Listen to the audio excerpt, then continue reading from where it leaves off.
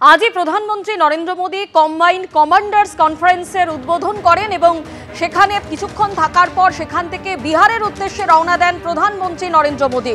কনফারেন্সে 4 ঘন্টা থাকার পর কলকাতা থেকে বিহারে যান মোদী। কনফারেন্সে সেনার পরিকাঠামো, স্ট্র্যাটেজি সহ একাধিক বিষয়ে আলোচনা। গত 5 মাসে 4 বার বঙ্গ সফরে প্রধানমন্ত্রী নরেন্দ্র মোদী।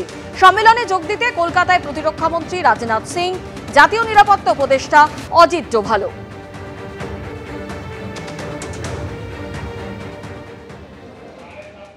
সুজিত বসুর কনভয় ছাড়, অথচ সুকান্ত মজুমদারকে বাধা। বিমানবন্দরে ঢোকার সময় সুজিত বসুর কনভয় ছাড় দেওয়া হয় আর বাধা দেওয়া হয় সুকান্ত মজুমদারকে। কনভয় নিয়ে বিমানবন্দরে ঢোকার সময় আপত্তি জানায় পুলিশ। লোকসভার অধ্যক্ষের কাছে ইতিমধ্যেই নালিশও জানানো হয়েছে। হেঁটেই বিমানবন্দরে ঢুকেছেন সুকান্ত মজুমদার। ভিভিআইপি জোনে পুলিশ বাধা দেয়। প্রধানমন্ত্রীকে বিদায় জানানোর সময় গাড়ি আটকে দেয় পুলিশ। আমাকে আটকানো হলেও কেন ছাড় দেওয়া হলো সুজিত বসুকে?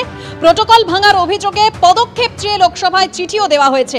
স্বাধিকার ভঙ্গের অভিযোগে পদক্ষেপ চেয়ে অধ্যক্ষকে চিঠি দিয়েছেন সুকান্ত মজুমদার। কেন এই অস্বস্তিকর পরিস্থিতি তৈরি করলো প্রধানমন্ত্রীর দপ্তর জানুন। এরপরে হয়তো দেখা যাবে আর হাফপ্যান্ট মন্ত্রীও থাকলেন না। সুকান্ত মজুমদারের অভিযোগ নিয়ে পাল্টা কটাক্ষ করেছেন জয়প্রকাশ মজুমদার।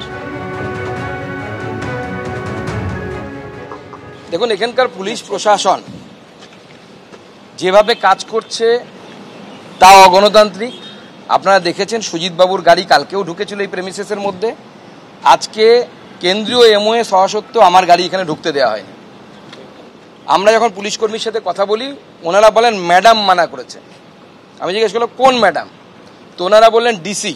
কোন এখতিয়ারে একজন কেন্দ্রীয় মন্ত্রীর গাড়ি উনি এখানে ঢুকতে দেবেন না, অথচ রাজ্যের মন্ত্রীর গাড়ি ঢুকবে?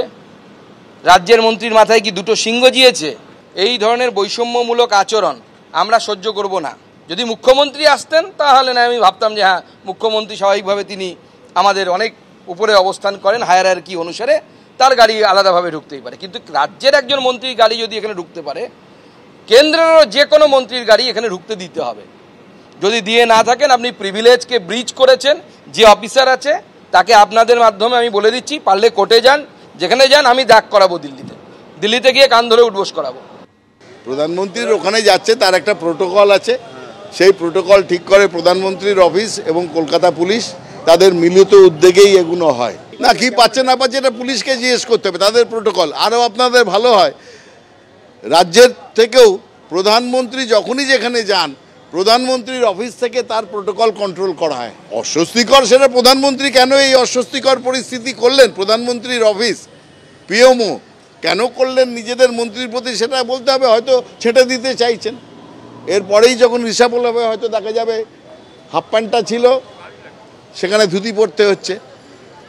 হাফ প্যান্ট মন্ত্রীও থাকলেন না, হতেই পারে।